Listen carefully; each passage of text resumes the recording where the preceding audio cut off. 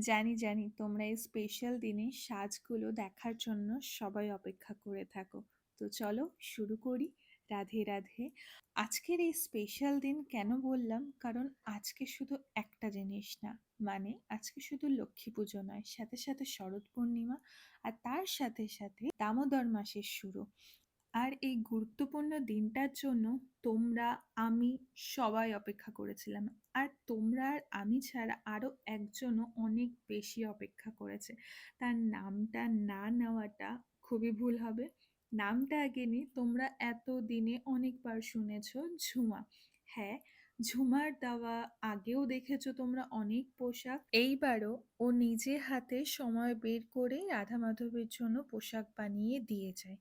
সত্যি কথা বলতে যখন ও আমার কাছে প্রথম কলকা শেখে তখন আমার রাধা মাধবের সেবা করার এত বড় সৌভাগ্য হয়নি, কিন্তু একটু কৃপা করাতে সেই সৌভাগ্য পাই। আর তার সাথে সাথে ওরও কোথাও গিয়ে একটা সুযোগ হয় যে ওনাদের বস্ত্র পরানোর। তো আমি কোথাকারকে, আমি তো শুধু নিমিত্ত মাত্র।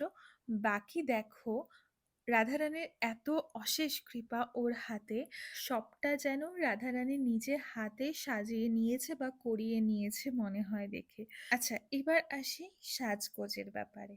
সত্যি কথা বলতে বস্ত্র দিয়েছে ঝুমা, আর জুয়েলারি যা যা ছিল সেগুলো কম্বিনেশন করে আমি একটুখানি ইউনিক কিছু করার চেষ্টা করেছি। বাকি রাধারানী যেই জুয়েলারি চেয়েছে, মাধব যেই জুয়েলারি চেয়েছে, মোহন যেই জুয়েলারি চেয়েছে সেটা পরে নিয়েছে। বাকি এবার আসল কাজটা তোমাদের হাতে তুলে দিলাম। মানে ঝুমার বানানো ড্রেস আর আমার সাজানো দুটো একসাথে তোমাদের কিরকম লাগলো? আরও একটা ব্যাপার হচ্ছে, তোমরা অনেকেই আমাকে জিজ্ঞেস করো আমি রাধা মাধবের পোশাক কোথা থেকে নিই। বেশিরভাগটা আমি বানিয়ে দিই, কিন্তু যেগুলো এরকম গিফট পাওয়া সেগুলো আমি মেনশন করে দিই। তো ঝুমার প্রোফাইলে আমি মেনশন করে দেবো। তোমরা যদি এরকম ড্রেস চাও অবশ্যই ওর সাথে কন্ট্যাক্ট করো।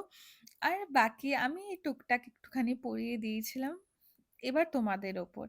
তোমরা জানাও সবাই কমেন্ট করে কিরকম লাগলো রাধারানীর সাজটা। আমার যেন সবার মধ্যে থেকে রাধারানীর ওপর থেকে চোখই সরছিল না। তোমরা কমেন্টে জানাও সেটা। রাধে রাধে।